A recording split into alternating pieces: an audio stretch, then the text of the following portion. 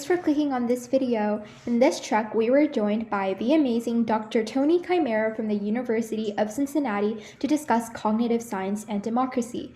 We talked about how much of our government is more structural versus self-assembled, and in an ideal world, what does collective assembly even look like? I'm not gonna lie, some parts of this episode reminded me much of the movie Inception because we were forced to think about how we think. So I can't wait for you guys to see this video. Let's dive in. 1. Hi, and welcome to The Trek. The Trek is a Civics Unplugged series where community members participate in meaningful discussions on topics that are too often neglected when thinking about building the future. Through prompting questions and provocations, we venture together into complex but important conversations related to building the future and democracy.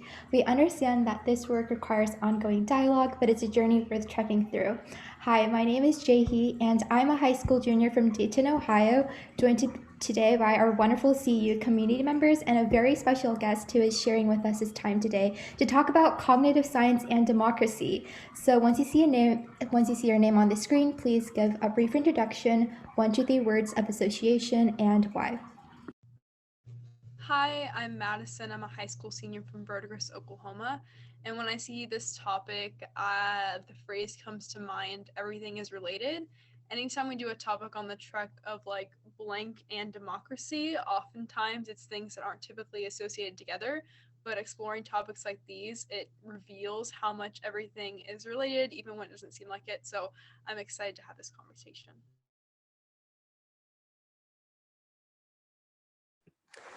Hi, I'm happy to go next. My name is Chabu Kapumba. I am 19 and a builder in this community. And when I think of cognitive science and democracy, the phrases that come to mind are relevant understanding. I feel like the better we understand cognitive science, the better we understand individuals, which should make us, in theory, better at supporting them and also better at training ourselves to participate in democracy in full.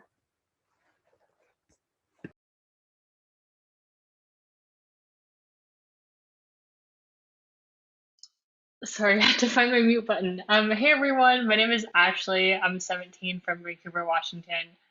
When I think of cognitive science and democracy, I think of understanding yourself. I think what I've learned through CU is that, like democracies are made up of people, and it's really important for individuals to be able to see clearly and to make decisions that are good for them, which translates into decisions that are good for their communities and their country. Hi, I am Freya. I am 16 and I'm from Mumbai. I think the first word that comes to my mind when I hear cognitive science and democracy is individuality equals society, because every individual ultimately makes up the society in their own unique ways. I'm Ben Glick. I'm a junior from Detroit. And what comes to my mind is, I think, work in progress. I think both science and democracy, especially in America, are both big works in progress that we have to continue growing on. Hi, I'm Tony. I'm 52. I live in Cincinnati. I'm a professor at University of Cincinnati. The topic that I thought would make the most sense to bring up here is what's called representation. Representation is kind of part of the democratic process, but also a key notion in the cognitive sciences. Hi, and I'm Jae-Hee, and I think I'd associate the words with underrated, because I feel like we think about a lot of things, but cognitive science brings into picture like how we think about things and what is thinking even. So yeah. Now we're going to go into questions or provocations. So if anyone wants to pose one of them, you can go ahead. If not, I do have one. Alrighty, so I will begin, and this actually relates to something that Tony introduced to me a while ago, and it was, there was a Zulu phrase called something, That means a person is a person through other persons. This is a richer and better account than I think, therefore I am. And I'll write this, and I'd like to hear your thoughts about it.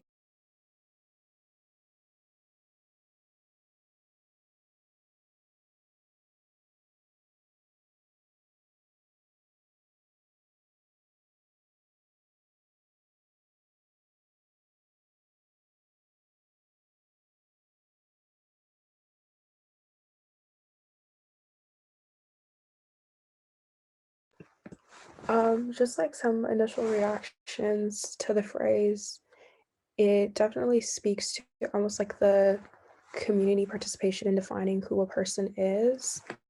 I think I've never really seen the phrase "I think therefore I am" and thought of the fact that it has limitations.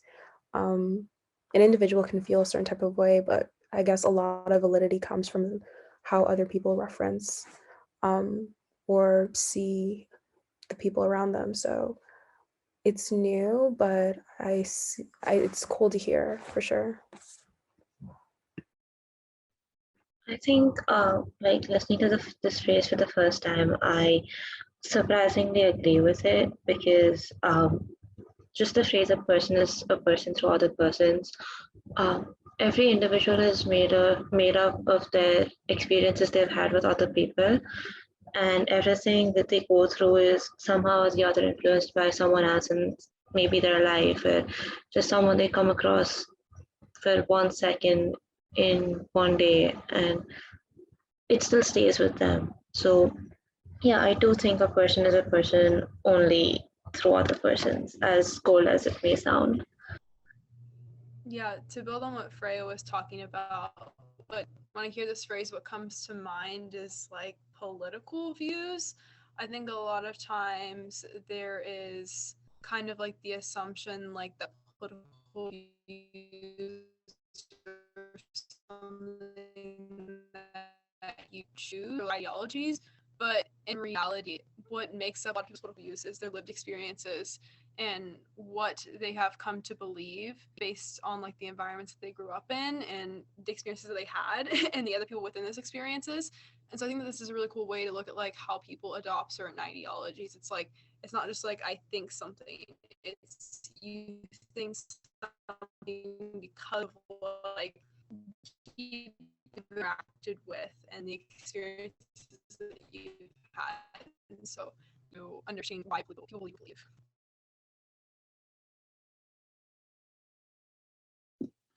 I can speak to this now. This is a phrase that it's from an Irish computer scientist named Abebe Berhana. And I don't expect Jae-Hee to know how to spell Irish Abebe's name.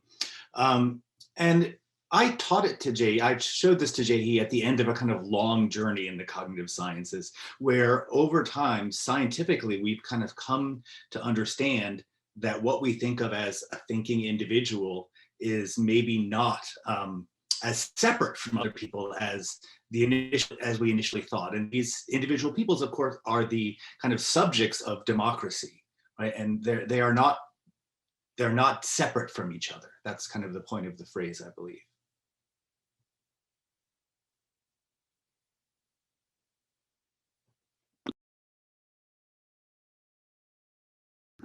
I thought that this kind of introduced me to like how we have a tendency of focusing on like I ams and like the notion of individuality, and but those I ams, whether it's like I'm a son, a daughter, FLOTUS, all those Twitter bios, as they say, are fundamentally positional.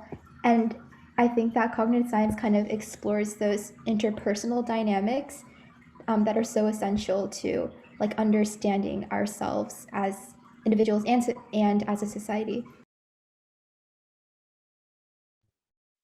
I think one of the main things that comes to my head when I see this is another quote that I saw in a movie, which basically kind of implies that a lot of the times Westerners, if that's the correct term, just excuse me if I'm not using correct terminology, tend to focus more on the individual, while a lot of Eastern cultures focus more on their family name, or like it's more to do with the community.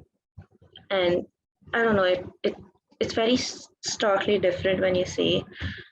And yeah, that's what I associate this with.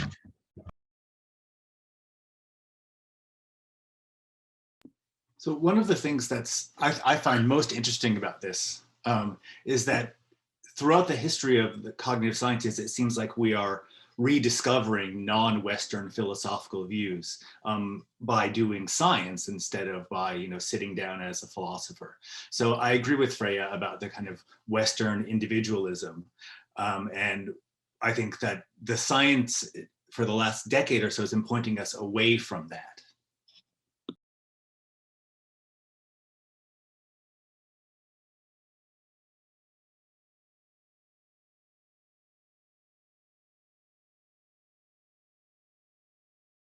Yeah, so I think this relates to another question that I had in my mind.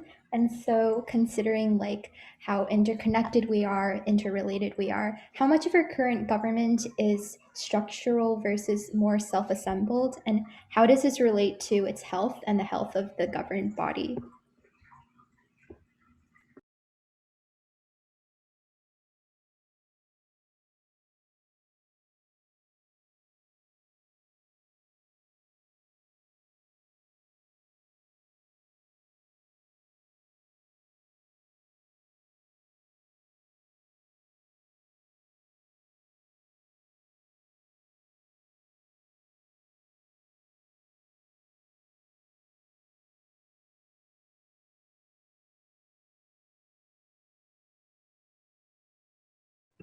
I think this is a great question. And my initial thought goes to the fact that the government is pretty structured, except for the whole component of the fact that like well, at least in like Western democracies, we choose who gets elected into certain positions. But the interpretation of how good governments operate, or the true purpose of their role, that is very self-assembled. Like you can ask someone the same question with the same wording and language and bring a lot of different perspectives to the surface, some that have no correlation, some that are on opposite ends of the spectrum. And so when it comes to the health of the governing body, I think that people feeling like their government works is a pretty defining factor of whether or not it's a healthy body of government. If there's no faith in the institution, almost irrespective of how it's operating, then it's almost a mute point of like whether or not it's healthy. Yeah, I kind of almost wish like more of it was of like at least in the US was self-assembled. I feel like there's like just enough structure to where it feels like the average person doesn't necessarily have the agency to take part in the self like assembling aspect, or like they don't need to or they can't, like kind of like that issues will be taken care of on like a government level, and that the individual doesn't have a way to essentially like contribute major issues. um so it just kind of is not necessarily a need, and even if people wanted to, I know it can be challenging as well. Jumping off of what Madison just said, I think that it's really interesting the progress we've made in the US, at least on kind of getting rid of that structure and shifting a little bit towards more self-assembled. Because you see like in the early days of the US, it's just very like the Madisonian model. We don't want people to vote. We have the electoral college. We have senators not elected by the population. And then you shift to having primaries where the people can elect the nominees, or senators being elected directly by the people. So I do think there's a shift towards self-assembly, even if it's not enough.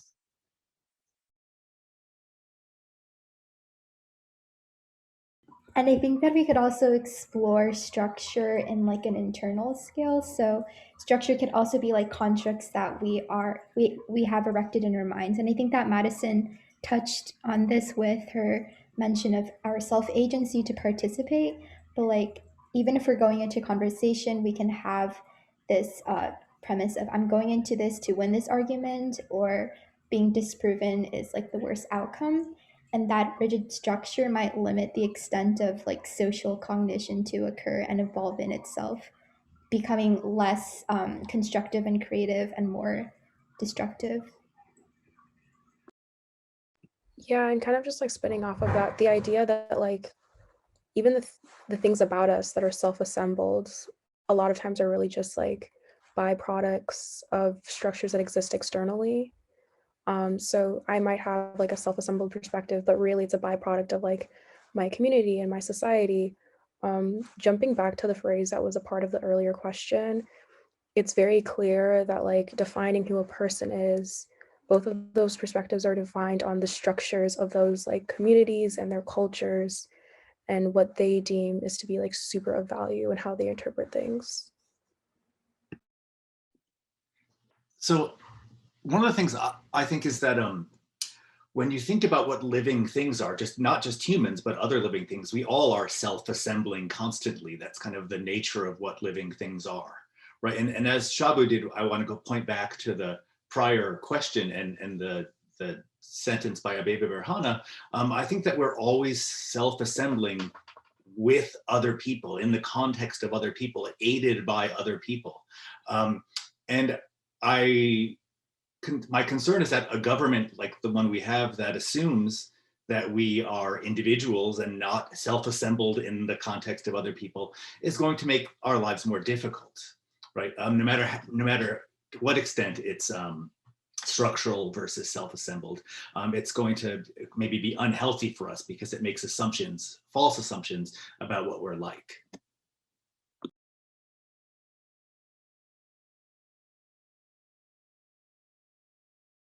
I think that actually proves the relevance of that phrase in the sense that like back when, you know, those initial, I'm Zambian, so like I have like familiarity with kind of that tribe, like that community specifically is like very, very community based, and tribes are very closed off to one another. And so the fact that the wisdom or like philosophies of like closed off communities or super interconnected communities is so important or relevant now makes sense because like as we become more globalized, we're only becoming further interconnected. So it makes sense to reference back to spaces where being really connected to a community is foundational to like the culture and how they operate.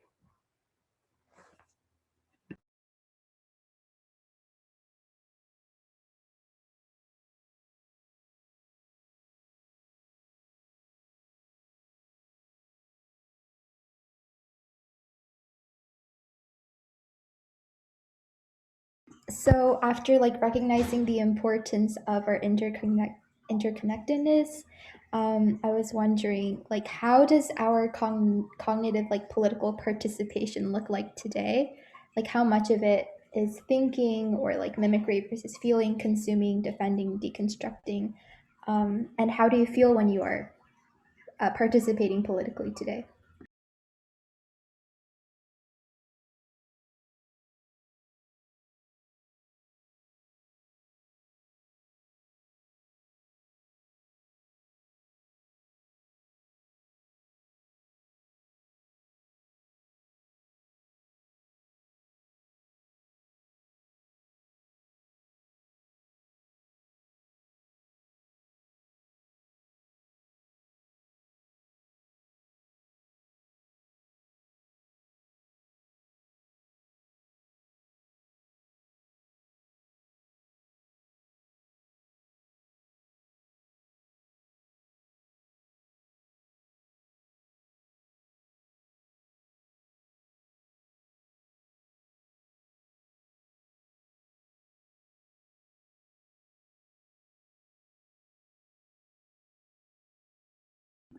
Okay, so I think that this almost relates to what Chabu left us with.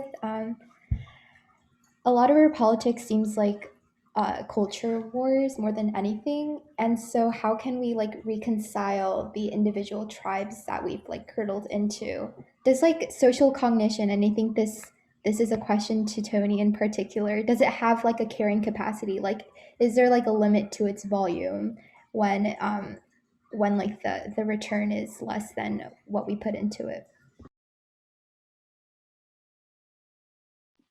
Well, some people have argued that the kind of evolution of our abilities to think and speak show up because we are living in large groups, right? So I think that, you know, once you have to kind of interact with more than a few dozen people, you have to start like having names for them, for example, and, you know, being able to think about them when they're not there, because there are people that you interact with that aren't always around you.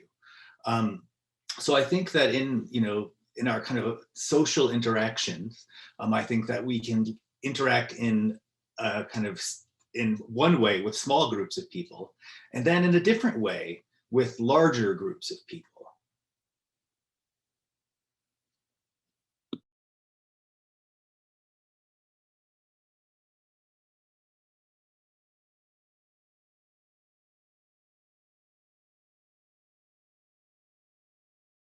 I don't know if this entirely relates to what Tony just said, but I think it does in some aspects. But I think if we look at like kind of the two-party system in the United States, it kind of forces a forced assembly almost by making you pick between like two large groups. It kind of forces you to pick and choose between what you want, what like of your beliefs you want to stick with, or what you want to compromise on. And I feel like it kind of forces people to kind of get rid of their individual experiences at some points for the sake of loyalty to a large group.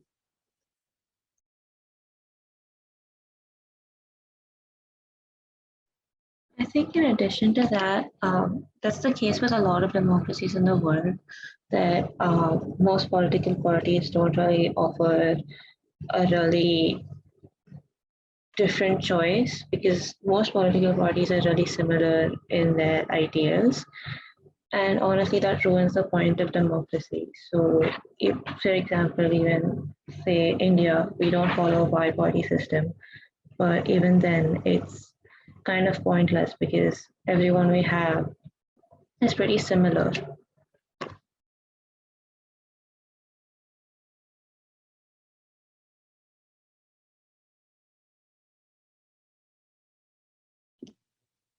So part of the issue, right, is that when there are so many of us, it becomes impossible for us just to kind of sit around and hash out our problems, because the problems affect way more than the few people hashing them out. So we end up with, you know, representatives, as we have now, and in order to kind of become representatives, they have to represent large numbers of people. So any of our individuality tends to be lost when we have someone representing us in the government. I'll just say for myself, like the party that I vote with is the one that I disagree with less than the other party typically. So I mean, I think that this, you know, we as individuals, and I think Ben and Freya both are making this point, don't end up in the process as much as we might. I think the main issue here is the fact that there's just a lot of generalization, which doesn't end well for most societies. Even like if we don't talk about just politics, there's extreme generalization, which leads to lack of inclusivity as well. I have a question, and I'm not quite sure how to phrase it, but Tony, you said something really interesting there about how like our individuality is diminished with the two parties because we basically have to give up a part of ourselves in order to have a voice in democracy. And so I guess my question is very broadly, like, how would that dynamic change if people like if like there was a rise of like political independence, not necessarily like a third party, but like the rise of just like people voting for individuals as opposed to parties?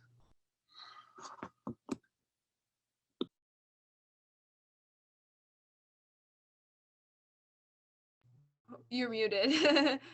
Sorry, Madison. I think the issue is that, you know, no matter what, when we're voting for people as opposed to for policies, you personally are going to get not really represented, right?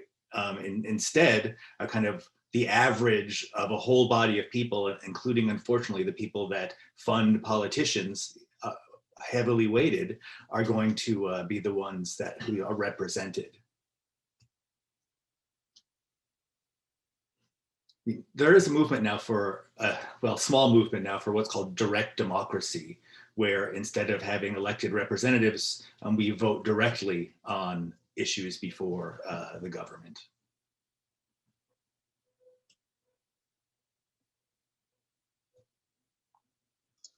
I mean, I guess this is kind of like a follow on to that. It's also like a question, but what does, like in the ideal world, what does collective self-assembly look like? Because when I think about that term, it sounds like I mean, like, I've just been trying to wrap my head around it. Like, collective self-assembly seems like opposites.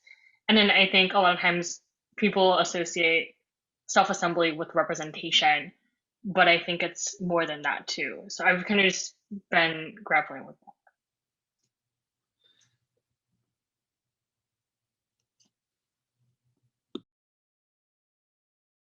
I mean, for me, I feel like a collective self-assembly ideally would just be what Tony had just referenced, which is direct democracy. Because I think like that is one where, you know, the people don't get drowned out, that your vote goes directly to what your ideals or your values, and it doesn't get drowned out by the averaging, you know, 10 million other people with you. So I think that in my ideal world would be what collective self-assembly looks like, whether it's viable or not. So there's nothing strange about collective self-assembly. I mean, I understand that it sounds contradictory, but you know, if you just imagine you going on a walk with and having a conversation while you're walking with someone with much shorter or much longer legs than you, then you both change the way you're walking in a way that you're not necessarily conscious of, to reflect, to maintain the interaction with the other person. Right, so you become a kind of collective walking thing that no one decides how you're going to step. You just kind of negotiate it behaviorally as you go along. So I think, you know, the question about whether collective self-assembly is a kind of oxymoron, I think is a good question, but I think that we kind of have experiences that give us an answer to it. Now, you know, I agree with Ben. Of course, I'm a fan of direct democracy, but you know, I don't know how that fits with collective self-assembly, to be honest.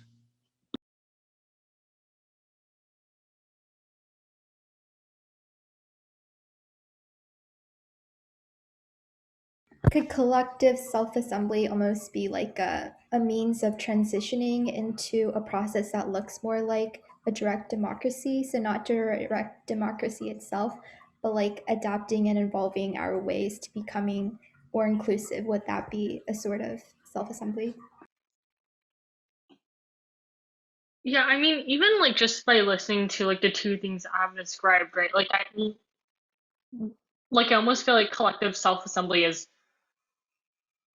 I mean, like, because in direct democracy, it's like, oh, like, yes, your perspective is considered, but like you are only speaking for your perspective. Whereas from what I heard from what Tony said, like collective self-assembly is more like you are like, it's like people are mutually evolving to meet the needs of both themselves and each other, which seems a lot more effective to me. But I just like don't know what that looks like in terms of like what structures or what like processes in government need to exist for that to even happen.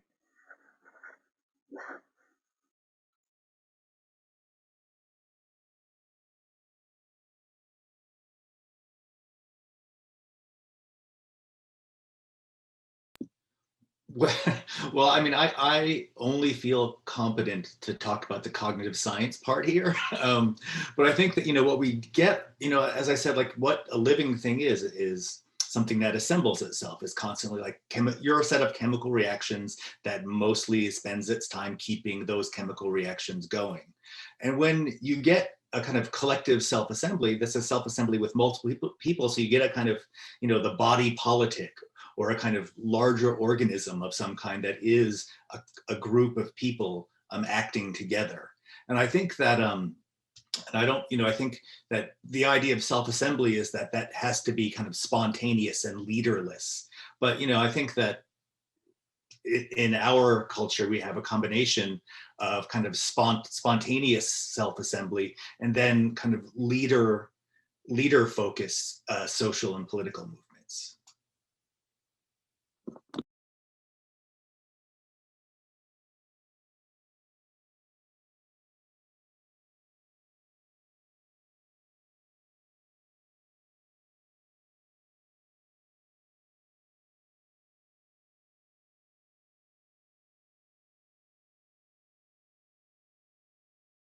So I think that the interesting thing about like the biological self-assembly that you mentioned is that it's not really communicated or negotiated. Um, and so the lack of communication creates like that space for it to be more intuitive than anything. So speaking of communication, um, how do you think that our means of communication shape our cognition?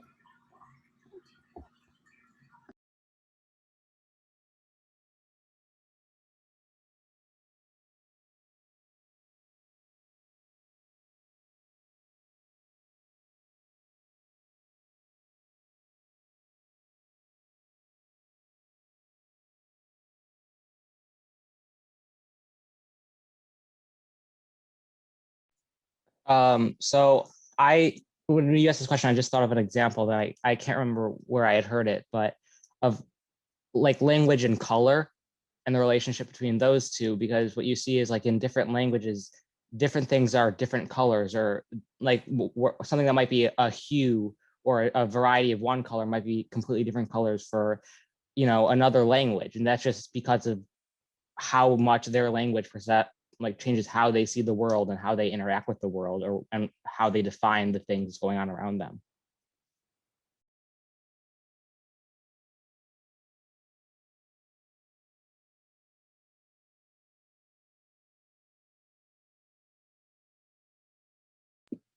Right. That what Ben is talking about is well documented. That there are lots of different experiences, lots of ways you experience the world differently, depending upon the language that you've learned. And I think, if you just think about language, I like to think of language as a kind of technology that we use to make our lives easier, and sometimes more difficult, but initially at least it made our lives easier. Um, and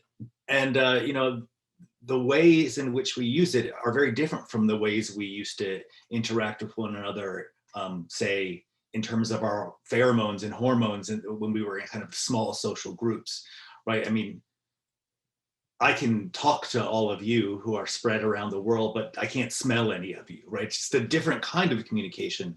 And it leads to a different way of thinking, I think, than, just being in the here and now with our immediate neighbors.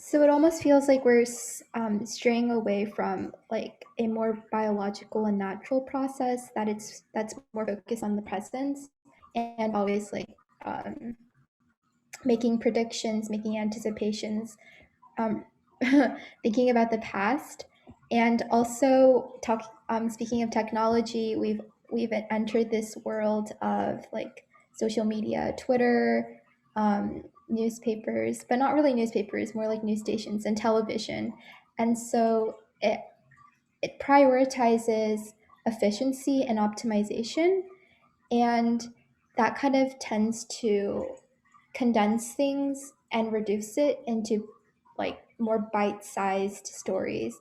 And so if like cognition is like this constant conversation that exists in the in-betweens, how can that be conducted when the environment that we're inhabiting itself is whittled down and decontextualized?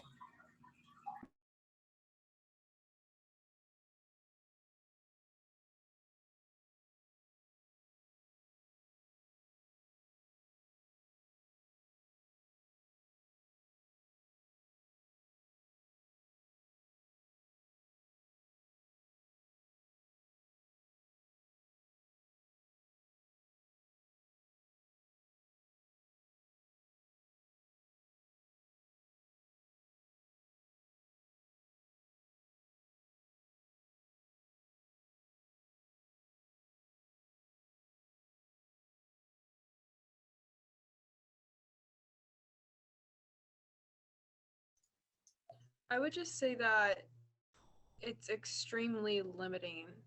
Like, every single issue has to be simplified when like there's like insane nuance to it.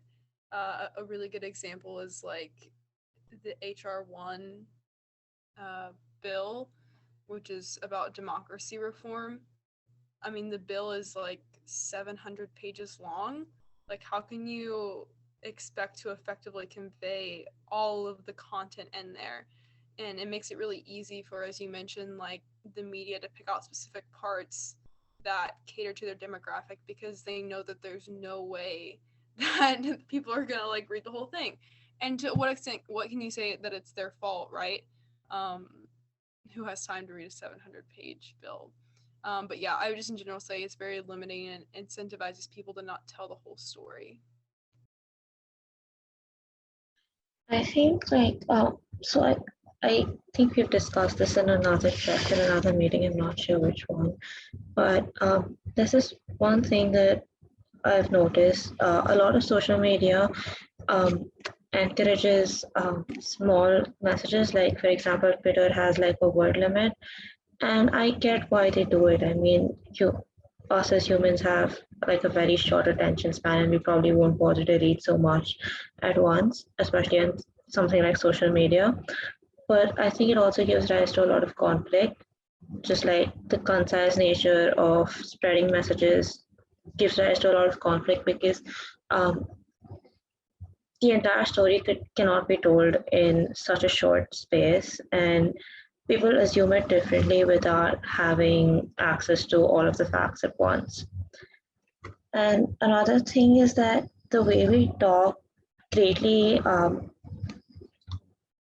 greatly influences our society because, like, for example, we have certain abbreviations to refer to certain social groups, or like certain words that we use to, associate with certain social or ethnic groups, which also in turn develops us as individuals, maybe in the right way or wrong way, depending on how we use the language that we're introduced to.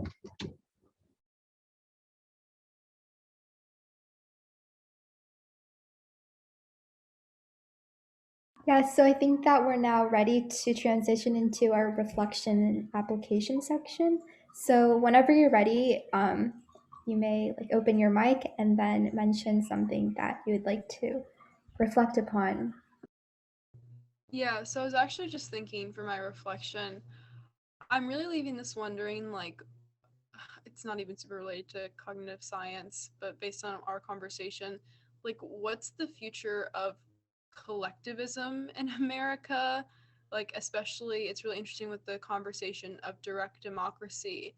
Like, while direct democracy would be, like, inherently a more individual action, like, I'm just the person who is voting for whatever issue, I can't help but wonder if it would help us see our country as more of a collective, because it seems what drives us apart a lot of the times is a thing that's supposed to be like bringing us together or whatever, like politics and political parties, just like breeding so much hatred and division. And so how does that change how we view ourselves as like a part of the collective and how much we value the collective as a whole?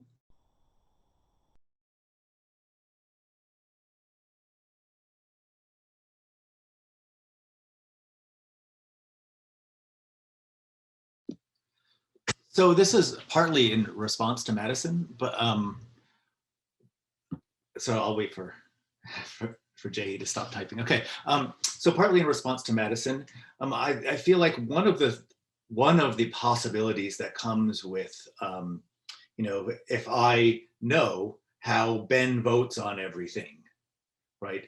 That gives me way more information about Ben than if I just knew he was a member of a political party, right? So I think there's an opportunity to kind of assemble and reassemble in different tribes, as it were. But the other part of it is that, if I just, and this is the way the internet treats us, if I just treat Ben as a set of votes, or I just treat Madison as a set of clicks on the web, right? I'm also like losing a lot. And it, you know, so there's always loss when you kind of, when you name something or represent it somehow or gather information about it. There's much more information, for example, in a picture of Freya than there is in seeing her name, right? So I think that there's always loss.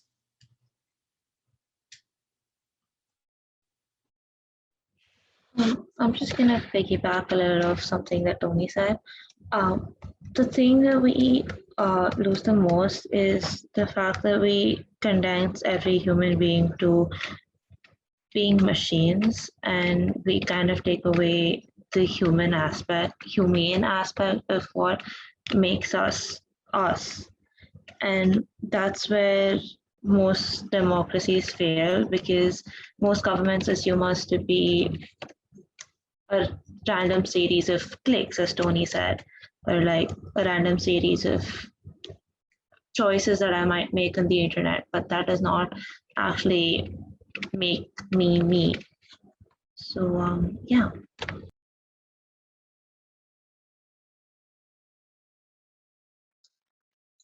Yeah, something this track has made me think about is just the idea that like assembly implies that like things can be taken apart and put back together in new ways.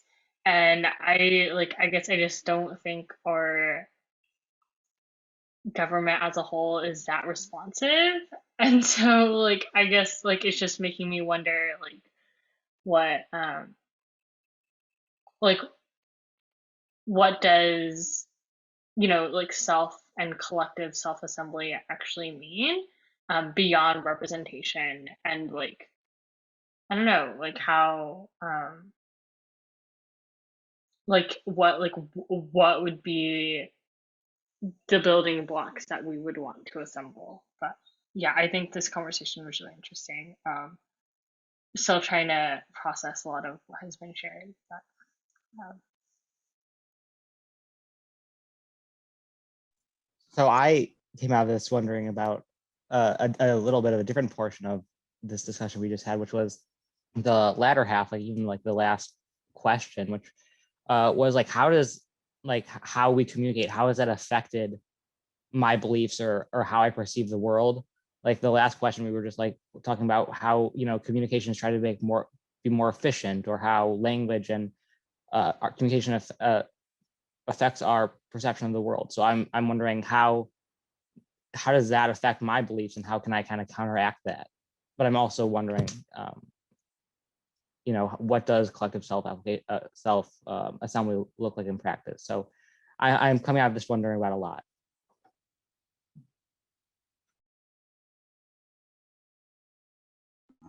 In reflection, I think that something so interesting was like as Ashley mentioned, taking apart and putting together things in different ways.